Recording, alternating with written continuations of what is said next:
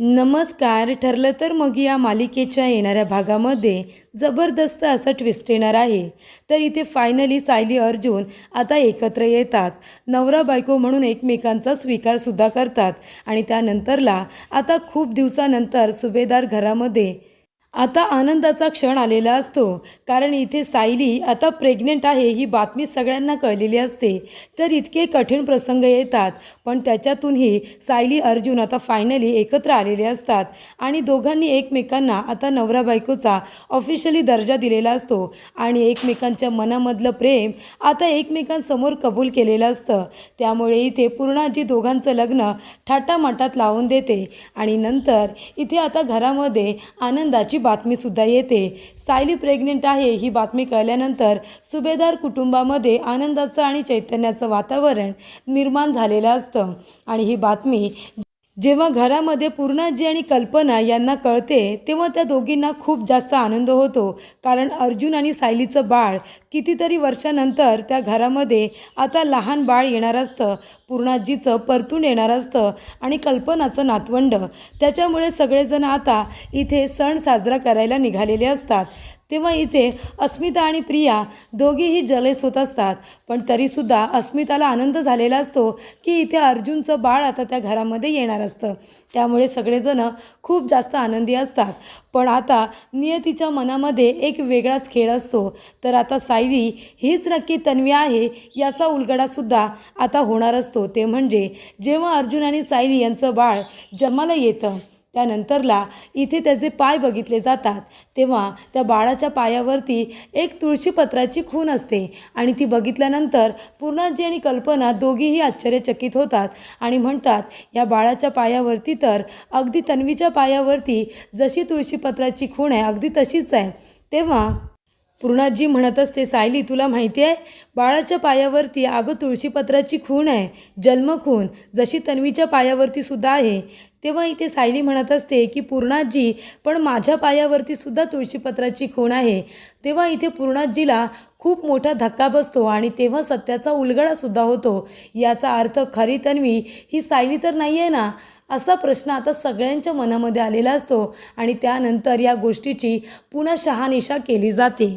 तर इथे सायली अर्जुन हे दोघंजण एकत्र कसे काय येतात, नवरा बायको म्हणून एकमेकांचा स्वीकार करत आता इथे बाळसुद्धा जन्माला कसं काय येतं, आजच्या भागामध्ये सविस्तरपणे आपण बघूया. तर इथे अर्जुन आणि सायली या दोघांचं कटाक्याचं भांडण झालेलं असतं. अर्जुन सायलीला म्हणत असतो तू ॲडव्होकेट साने यांच्याकडे गेली होतीस का. तेव्हा इथे आता तेवढ्याच डिवोर्स पेपरची नोटीस येते. तेव्हा त्याच्यावरती सायलीची साईन बघून अर्जुन खूपच जास्त रागवतो आणि सायलीचा हात पकडून तिला ओढत आणत रूममध्ये नेतो आणि म्हणतो की मला आत्ताच्या आत्ता सांगा तुम्हाला इतका कसला राग आला आहे, एवढं काय केलं आहे मी म्हणून तुम्ही मला डिवोर्स पेपरची नोटीस पाठवलीत आणि मधुभाऊंची केससुद्धा तुम्ही सगळ्या वकिलांना द्यायला निघाला आहे, एवढं झालं आहे काय ते मला आधी सांगा. तेव्हा सायली म्हणते सर तुम्ही आधी तुमचा राग शांत करा आणि एक गोष्ट मला सांगा, जेव्हा आपण कॉन्ट्रॅक्ट मॅरेजच्या पेपरवरती सह्या केल्या होत्या तेव्हा तुमच्या लक्षात आहे का आपण डिवोर्स पेपरवरती सुद्धा तेव्हाच सह्या केल्या होत्या. मग जर मला तुम्हाला सोडूनच जायचं होतं, मला तुम्हाला डिवोर्स द्यायचा होता तर मी तेच पेपर तुम्हाला दिले असते ना, मी कशाला इथे दुसरी नोटीस तुम्हाला पाठवत बसले असते. तेव्हा अर्जुन म्हणतो मग जर तुम्ही ती नोटीस पाठवलेली नाही आहे मग ॲडव्होकेट साने यांनी मला ती नोटीस कुणाच्या सांगण्यावरून पाठवले, तुम्हीच गेला होतात ना तिथे त्यांना भेटायला. तेव्हा इथे सायली म्हणते हो मी गेले होते पण मी मधुभाऊंच्या केसबद्दल बोलायला गेले होते. तेव्हा अर्जुन म्हणतो पण का, तुम्हाला एवढी काय गरज पडली, मधुभाऊ आता कधीही सुटतील, मग तुम्हाला दुसऱ्या वकिलांकडे का जायची गरज पडली, एवढं काय झालं आहे. तेव्हा इथे सायली म्हणते काय झालं म्हणजे तुम्हाला नाही का माहिती. तेव्हा अर्जुन म्हणतो काय मला माहिती नाही आहे, तुम्ही सांगा तुमच्याकडून मला कळू दे, राग तुम्हाला आला आहे ना. तेव्हा सायली म्हणते तुम्ही मधुभाऊंची केस लांबवताय की नाही, मी तुम्हाला चैतन्य सरांजवळ बोलताना ऐकले, जेव्हा मी तुम्हाला ऑफिसमध्ये डबा घेऊन आले होते तेव्हा हे तुम्ही बोललात का नाही. तेव्हा अर्जुन म्हणतो मी केस लांबवतोय असं म्हणालो आणि तुम्ही काय ऐकलं, आमचं पूर्ण बोलणं तरी तुम्ही ऐकलं होतं का की लगेच तुमच्या मनातच ठरवून टाकलं मला नक्की काय बोलायचं होतं ते. तेव्हा इथे सायली म्हणते तुम्हाला जे बोलायचं होतं ते होतं पण तुम्ही मधुभाऊंची केस लांबवताय असं म्हणाला होतात ना. तेव्हा मग जर तुम्हाला इच्छा नसेल मधुभाऊंना लवकर बाहेर काढायची, तुम्हाला जर त्यांची केस लांबवायची आहे तर मी दुसरा वकील बघायला नको. मी तुमच्याबरोबर लग्न का केलं होतं, मधुभाऊंना लवकरात लवकर सोडवण्यासाठी. आणि जर तुम्हाला ते करायचं नसेल तर मग मी इथे कशाला राहते, माझा काय उपयोग आहे हे सगळं करून. तेव्हा इथे आता सायली अर्जुनवरती चिडलेली असते आणि अर्जुनसुद्धा सायलीवरती खूप जास्त चिडलेला असतो. तेव्हा इथे अर्जुन म्हणतो, मिसेस सायली, तुम्ही फक्त 2 शब्द ऐकलेत आणि एवढा मोठा टोकाचा निर्णय घेऊन मोकळे झालात. तुम्ही जर माझं बोलणं अर्धवट ऐकलं होतं तर तुम्ही मला विचारलंत का मी नक्की काय बोलत होतो, तुम्ही विचारलंत मला. तेव्हा सायली म्हणते, मला नाही गरज वाटली. माझ्या पायाखालची जमीन सरकली जेव्हा मी तुमच्या तोंडून हे शब्द ऐकले. जो माणूस मधुभाऊंना सोडवण्यासाठी एवढे प्रयत्न करतोय आणि नंतरला तो जर केस लांबवण्याची गोष्ट करतोय, मग मी काय अर्थ लावायचा. तेव्हा अर्जुन म्हणतो, पण तुम्हाला जर गैरसमज झाला होता तर तुम्ही माझे 2 शब्द ऐकून एवढा मोठा गैरसमज करून घेण्यापेक्षा मला सरळ विचारलं का नाहीत. एरवी तर तुम्ही एवढं बोलत असता, मग त्यावेळेला का गप्प बसलात आणि एवढा तमाशा क्रिएट करायचा, सीन क्रिएट करायची काय गरज होती. तुमच्यामुळे मला तर त्रास झालाच, पण तुमच्यामुळे माझ्या फॅमिलीला सुद्धा किती त्रास झाला हे तुम्हाला कळलं नाही का. तेव्हा सायली म्हणते, बरं ठीक आहे, चुकलं माझं, मी तुम्हाला येऊन विचारायला हवं होतं, पण तुम्ही पण मला का नाही सांगितलं की तुम्ही काय बोलत होता. केस लांबवण्याची गोष्ट आलीच कुठून मग, कशासाठी हे सगळं तुम्ही बोलत होता. तेव्हा अर्जुन म्हणतो, कारण तुम्ही मला सोडून जाणार होतात. मधुभाऊ बाहेर आल्यानंतर तुम्ही मला सोडून जाणार असं म्हणत होतात आणि म्हणून मला तुम्हाला इथे थांबून घ्यायचं होतं आणि त्यासाठी आम्ही फक्त एवढं बोलत होतो की मधुभाऊंची केस जर यासाठी लांबवली तर मिसेस सायली कदाचित अजून थांबतील, पण हे त्यांना आवडणार नाही. कळलं तुम्हाला. अर्धवट बोलणं ऐकून तुम्ही लगेच तर्कवितर्क तुमच्या सोयीनुसार लावायला लागलात. तेव्हा इथे सायली म्हणते, याचा अर्थ म्हणजे काय म्हणताय तुम्ही. तेव्हा अर्जुन म्हणतो, हो, मला तुम्ही इथे थांबायला हव्यात कायमच्या. तेव्हा इथे अर्जुन म्हणतो, मिसेस सायली, मी तुमच्याशिवाय नाही राहू शकत. जर मधुभाऊंना बेल मिळाली ती काय 2 दिवसातही मिळेल, पण नंतर तुम्ही सोडून मला त्यांच्याबरोबर आश्रमात निघून जाल, मग माझं काय. तेव्हा इथे सायली म्हणते, म्हणजे. त्यानंतरला अर्जुन म्हणतो, कारण माझं प्रेम आहे तुमच्यावरती, मी तुमच्याशिवाय नाही राहू शकत, मी तुमच्याशिवाय जगूच नाही शकत, मी माझं आयुष्य तुमच्याशिवाय इमॅजिन नाही करू शकत. मग मला भीती वाटत होती, मधुभाऊ तर सुटतील, मी त्यांना उद्या सोडवेन, पण मग सायली मला सोडून जाईल. त्याच्यावरती गेली 2 वर्ष मी ही गोष्ट तुमच्यापासून लपवून ठेवली आहे की माझं तुमच्यावरती किती प्रेम आहे. कारण मला कॉन्ट्रॅक्ट मोडायचं नव्हतं, मला तुम्हाला आधी सांगायचं नव्हतं की माझं तुमच्यावरती प्रेम आहे, कारण तुम्ही मला सोडून जाऊ नये म्हणून. पण आता तुम्ही असा विचार करायला लागलात, जर तुम्ही दुसऱ्या वकिलांना भेटायला लागलात, एवढा अविश्वास तुम्ही माझ्यावरती कधीपासून ठेवायला लागलात. तुमचा माझ्यावरती विश्वास नाही आहे. तुम्हाला असं वाटलंच कसं की मी असं काहीतरी करू शकतो. बरं, तुम्हाला जर असं वाटलं, शंका आली, तर तुम्ही निदान मला बोलायचं तरी ना, माझ्यासमोर हा विषय काढायचा होतात. मी तुम्हाला सांगितलं नसतं का. पण नाही, तुम्हाला तर तुमच्या बुद्धीने विचार करायचा होता, दुसऱ्या वकिलांना जाऊन भेटायचं होतं. जा मग, तुम्हाला असं वाटतं ना की ते लोक मधुभाऊंना माझ्या आधी सोडू शकतात, मग जा तुम्ही त्यांच्याकडे. तेव्हा सायली म्हणते, नाही, त्या लोकांनी मला सांगितलं की तुमच्याशिवाय मधुभाऊंना कुणीही सोडवणार नाही आहे आणि कुणीही माझी केस घेतली नाही. तेव्हा इथे आता अर्जुन म्हणत असतो, मग काय केलं तुम्ही, हे सगळं करून तुम्हाला काय भेटलं. तेव्हा इथे सायली म्हणते, मग तुम्ही आधी का नाही सांगितलं मला की तुम्हाला मी इथे हवी आहे म्हणून, तुमचंही माझ्यावरती प्रेम आहे. तेव्हा अर्जुन म्हणतो, तुमचंही म्हणजे. तेव्हा सायली म्हणते, माझंही तुमच्यावरती खूप प्रेम आहे, पण मला कधी जाणवलं नाही की तुम्हीही माझ्यावरती प्रेम करता. मला तर असं वाटायचं तुम्हाला मी अजिबात आवडत नाही, म्हणून मी तुमच्या मनातून किती वेळा काढण्याचा प्रयत्न केला की मी इथून गेल्यानंतर तुम्ही काय कराल. पण तुम्ही एकदा तरी मला बोललात की तुम्ही इथून जाऊ नका, आपण दोघंजणं कायमस्वरूपी एकत्र राहू, आपला संसार थाटू. कधी बोललात तुम्ही. तेव्हा इथे सायली म्हणते, माझंही तुमच्यावरती प्रेम आहे. मी सुद्धा किती वर्षभर ही गोष्ट माझ्या मनामध्ये मी सुद्धा दाबून ठेवली आहे. मला सुद्धा तुम्हाला हे आधी कळू द्यायचं नव्हतं. माझी इच्छा होती की तुम्ही स्वतःहून मला बोलावं की माझं तुझ्यावरती प्रेम आहे, तू नको जाऊ. तेव्हा इथे सायली म्हणते, मी किती वेळा तुम्हाला सांगण्याचा प्रयत्न केला होता की माझं ही प्रेम आहे तुमच्यावरती, पण तुम्हाला ते कधी कळलंच नाही. तेव्हा इथे माझ्या वागण्यातून, बोलण्यातून मी तुमची किती काळजी घेते, तुम्हाला काय हवं नको ते बघते, किती हिंट दिला तुम्हाला, पण तुम्हाला नाही कळलं ते. तेव्हा इथे अर्जुन म्हणत असतो, मग मला सुद्धा तर तेच हवं आहे ना, मलाही तुम्ही माझ्याबरोबर आयुष्यभरासाठी हवं आहे. माझ्या जर नावाच्या पुढे कुणाचं नाव असेल माझी बायको म्हणून, तर ते फक्त तुमचं असेल. आणि सायली म्हणते, माझ्या नावाच्या पुढे मला फक्त आणि फक्त अर्जुन सुभेदार हेच नाव हवं आहे आणि मला फॅमिलीसुद्धा तुमचीच हवी आहे. मी सुद्धा तुम्हाला सोडून जाणार नव्हते, पण मला वेळ हवा होता तुमच्याजवळ बोलण्यासाठी, पण म्हणून हा पर्याय तरी नव्हता ना. तेव्हा अर्जुन म्हणतो, म्हणून तर मी तो निर्णय घेतला नाही ना, पण तुम्ही अर्धवट बोलणं ऐकून किती मोठा सीन क्रिएट केला आहे तुम्हाला माहिती आहे. तेव्हा इथे बोलता बोलता एकमेकांच्या मनातलं आता शेवटीला बाहेर आलेलं असतं. तर इथे अर्जुन सायली दोघंजण एकमेकांवरती खूप प्रेम करतात. पण इथे छोट्याशा गैरसमजमुळे त्या दोघांमध्ये वाद झालेला असतो. पण शेवटीला एकमेकांच्या मनातली जी प्रेमाची भावना आहे ती दोघांनीही आता एकमेकांसमोर मांडलेली असते. दोघेही अपार प्रेम करतात एकमेकांवरती आणि म्हणून हा गैरसमज निर्माण झाला असं आता दोघांनाही कळतं.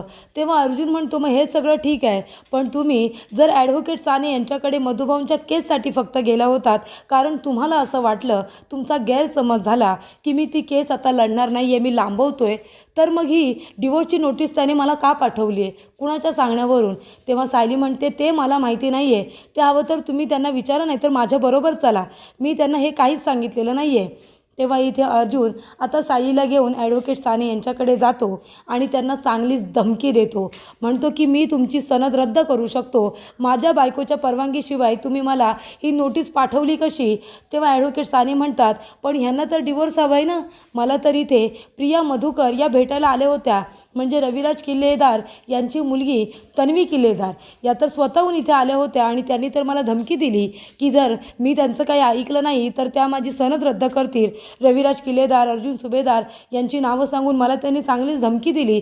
जबरदस्तीने 50,000 रुपये माझ्या अकाउंटला ट्रान्सफर केले आणि मला सांगितलं तुम्हाला आत्ताच्या आत्ता डिवोर्स नोटीस पाठवायला. मी नाही म्हणत होतो तरीसुद्धा त्यांनी मला खूप मोठी धमकी दिली.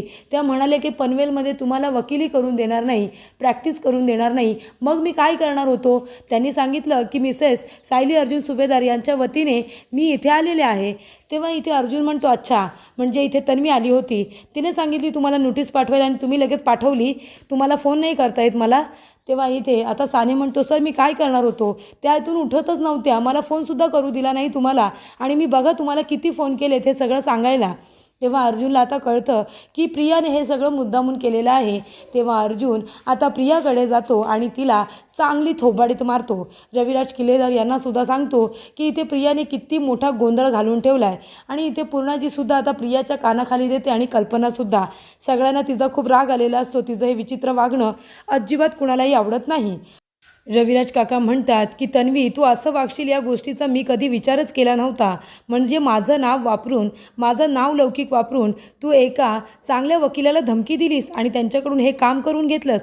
50,000 रुपये दिलेस तू त्यांना. अगं, अर्जुनचं आणि सायलीचं लग्न झालं आहे, त्यांचं एकमेकांवरती किती प्रेम आहे, सुभेदारांची लाडकी सून आहे ती, तरीसुद्धा तू असं केलंस, त्यांना वेगळं करण्याचा प्रयत्न करतेस, हे मला अजिबात पटलेलं नाही आहे. मला लाज वाटते की तू माझी मुलगी आहेस, असं रविराज काका प्रियाला म्हणतात आणि म्हणतात की माझ्याशी तू अजिबात बोलू नकोस, मला तुझ्याजवळ आता बोलायची सुद्धा इच्छा नाही आहे. मला सगळ्या सुभेदार कुटुंबासमोर तू अगदी शर्मिंदा करून ठेवलेली आहेस, मला लाज वाटते आता चेहरा वर करून बघण्याची. तेव्हा इथे प्रियाला आता चांगलं सुनावलेलं असतं, तर इथे प्रिया आता पूर्णपणे घाबरलेली असते, कारण सगळ्यांनी तिला चांगलेच खडेबोल सुनावलेले असतात आणि तिचं हे वागणं असतं त्याला कुणीही आता पाठीशी घालत नाही आणि तिला चांगलं सुनावतात. अगदी तोंडावरती पडते प्रिया आणि म्हणते की असं मी नसतं केलं तर बरं झालं असतं, त्या सानेने तोंड उघडलं आणि माझंच नाव सगळ्यांना सांगितलं. त्यानंतर आता अर्जुन चैतन्याला सांगतो आणि कोर्टाची तारीख मिळवतो आणि त्याच्यामध्ये त्याच्याकडे जे पुरावे असतात, म्हणजे एक पुरावा म्हणजे तो सोनीचा दागिना. त्याचबरोबर अर्जुन कोर्टामध्ये म्हणतो की ज्या वेळेला विलासचा खून झाला, जसा हा पुरावा नाही आहे की त्या वेळेला साक्षी तिथे नव्हती, तसं हा पण पुरावा नाही आहे की मधुभाऊंनीच विलासचा खून केलेला आहे. कशावरून प्रिया खरं बोलते, कशावरून तिलासुद्धा जशी महिपत दुसऱ्यांना धमकी देतो, लाच देतो, तशी प्रियाला लाच दिली नसेल, कशावरून तिच्या बोलण्यावरती आपण विश्वास ठेवायचा? कारण मधुभाऊ जशी प्रिया बोलते तसे तर अजिबातच नाही आहे. म्हणजे जेव्हा आश्रमातल्या सर्व लोकांना मी इथे बोलावलं होतं तेव्हा सगळ्यांनी सांगितलं होतं की मधुभाऊ खूप चांगले आहेत, फक्त प्रिया एकच अशी मुलगी आहे जिने सांगितलं की मधुभाऊ खूपच जास्त वाईट आहेत म्हणून. मग जे एवढ्या मुलांना सांभाळू शकतात ते एका माणसाचा खून का करतील? म्हणून इथे आता सगळे पुरावे सादर करत अर्जुनने मधुभाऊंना बेल मिळवून दिलेली असते. त्यानंतरला सायली खूपच जास्त आनंदी होते. जज साहेबांनी सुद्धा अर्जुनची रिक्वेस्ट मान्य करत आता मधुभाऊंना बेलवरती सोडवलेलं असतं. तेव्हा इथे मधुभाऊसुद्धा खूप जास्त खुश होतात आणि सायलीला म्हणतात की तुझा नवरा म्हणजे हिराही हिरा, नशीब काढलंस की तुला एवढा चांगला अर्जुनसारखा नवरा मिळालेला आहे. जावई बापू खरंच खूप चांगले आहेत, त्यांनी शब्द दिला होता की ते मला इथून लवकरात लवकर बाहेर काढतील आणि त्यांनी तो शब्द पाळला. त्यानंतरला इथे सायली अर्जुन एकमेकांवरती प्रेम तर करतात, त्यांनी एकमेकांना सांगितलेलं सुद्धा असतं. तेव्हा इथे आता अर्जुनची इच्छा असते की आपण हे लग्न आता ऑफिशियली करायचं. आणि सायलीसुद्धा आता अर्जुनला सोडून जाणार नसते, कारण तिलासुद्धा अर्जुनबरोबर आयुष्यभर राहायचंच असतं. दोघांनीही आता ऑफिशियली लग्न केलेलं असतं. जे डिवोर्स पेपर त्या लोकांनी साईन केलेले असतात ते अर्जुनने स्वतः आता लिगली डिस्ट्रॉय करून टाकलेले असतात. आणि आता दोघेही खऱ्या अर्थाने आणि न्यायाने आता नवरा बायको असतात आणि दोघांनी एकमेकांचा नवरा बायको म्हणून स्वीकारसुद्धा केलेला असतो. आणि थोड्या दिवसानंतरच इथे सायली प्रेग्नेंट आहे ही न्यूज आता सगळ्यांना कळते. तेव्हा सुभेदार घराण्यामध्ये आनंदाचं वातावरण निर्माण होतं. सगळेजण सायलीचे खूप लाड करतात, अर्जुनसुद्धा आणि घरातील सर्व कुटुंबसुद्धा. अश्विन तर आता सायलीची खूप जास्त काळजी घेत असतो, कारण तो स्वतः एक डॉक्टर असतो. त्यानंतरला आता एक गोंडस गोजीरवाणं असं बाळ जन्माला येतं. तेव्हा इथे सायली आता हॉस्पिटलमधून जेव्हा घरी येते तेव्हा पूर्णाजी, कल्पना आता बाळाचे जेव्हा पाय बघतात तेव्हा तुळशीपत्राची खून बाळाच्या पायावरती दिसते. तेव्हा पूर्णाजी म्हणते की सायली, बाळाच्या पायावरती तुळशीपत्राची खून आहे, जशी तन्वीच्या आहे. तेव्हा सायली म्हणते, पूर्णाजी, माझ्या पायावरती सुद्धा तुळशीपत्राची खून आहे. असं म्हणाल्यानंतर आता सगळ्यांना खूप मोठा धक्का बसतो. तेव्हा इथे पूर्णाजी, कल्पना यांच्या मनात येतं, जर इथे सायलीच्या सुद्धा पायावरती तुळशीपत्राची खून आहे आणि ती सुद्धा आश्रमामध्ये लहानाची मोठी झाली आणि प्रतिमाचे आणि सायलीचे गुणसुद्धा एकसारखे आहेत, मग कदाचित सायलीच ही आपली खरी तन्वी नाही आहे ना, असा प्रश्न आता सगळ्यांच्या मनामध्ये आलेला असतो. तेव्हा इथे अर्जुन आता विचार करतो की मी लवकरच आता खरी तन्वी कोण आहे हे सुद्धा शोधून काढेन, कारण प्रतिमा आत्याचे गुण सगळे सायलीमध्ये आहेत आणि हे सगळ्यांना पटतं. त्याच्यामुळे ही प्रिया नक्की कोण आहे ते मला शोधून काढायला हवं. आणि आता अर्जुन त्याचा पाठपुरावासुद्धा धरत असतो.